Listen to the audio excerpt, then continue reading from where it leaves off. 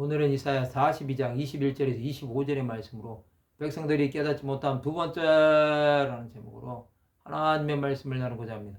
본 말씀은 여호와께서 그의 의로 말미암아 기쁨으로 교훈을 크게 하며 존귀하게 하려 하셨으나 이 백성이 도둑 맞으며 탈취를 당하며 다 굴속에 잡히며 옥에 갇히도다. 노력을 당하되 구할 자가 없고 탈취를 당하되 되돌려주라 말할 자가 없도다. 너희 중에 누가 이 일에 귀를 기울이겠느냐? 누가 네의 올리를 삼가 듣겠느냐? 야곱이 탈취를 당하게 하신 자가 누구냐? 이스라엘 약탈자들에게 넘기신 자가 누구냐? 여호와가 아니시냐? 우리가 그에게 범죄하였도다. 그들이 그의 길로 다니기를 원하지 아니하며 그의 교훈을 순종하지 아니하였도다. 그러므로 여호와께서 맹렬한 진노와 전쟁의 위력을 이스라엘에게 쏟아 부으심에 그 사방에서 불타오르나 깨닫지 못하며 몸이 타나 마음에 두지 아니하는도다. 하나님께서 이스라엘을 사랑하시고 멸망시키지 않으신 것은 하나님의 긍휼하심이었습니다. 하나님은 자기 백성들이 하나님의 말씀을 지킴으로 죄를 짓기를 원하지 않으셨습니다. 그러나 그들은 그렇게 하지 않았습니다. 그 결과로 그들은 도둑 맞으며 탈취를 당하며 다 굴속에 잡히며 옥에 갇힌 것입니다. 그들이 이런 비참함을 당해도 구할 자가 없었습니다.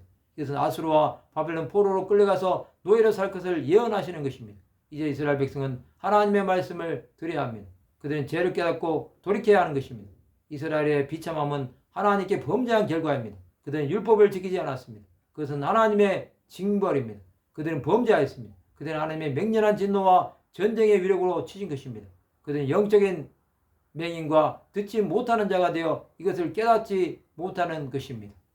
그러나 하나님께서 구원하실 것입니다. 그들은 하나님의 말씀을 듣고 돌아오는 것입니다.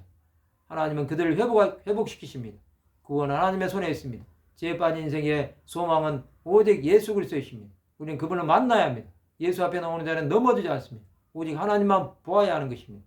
우리는 예수를 만남을 기뻐해야 합니다. 아무것도 할 수 없는 자가 예수로 인해 살아가는 것입니다. 죄에 빠진 영혼이 예수의 이름을 부를 때 구원함을 받을 수 있습니다. 그 구원은 하나님의 놀라운 은혜입니다. 이 은혜 안에서 사는 자는 하나님 나라를 위해 드려지는 것입니다. 우리는 소망의 주인이신 예수를 바라보아야 합니다. 예수께로 갔던 사람은 그의 인생이 완전히 달라졌습니다. 사도 바울은 비방자요 폭행자요 박해자였습니다. 그러나 그는 변화되어 전도자가 되었습니다. 이것은 살아계신 하나님을 만난 결과입니다. 우리에게는 하나님의 손에 달려 있습니다. 그 하나님 우리와 함께 하신다는 사실을 깨달아야 합니다. 우리는 끝까지 주 예수 앞으로 나가야 합니다. 그 예수가 우리의 모든 것이 되십니다. 말씀을 마치고자 합니다. 주의 말씀을 마음에 둠으로 하나님 나라를 위해 온전히 드려지는 하나님의 백성들이 되시기를 주님의 이름으로 축원합니다.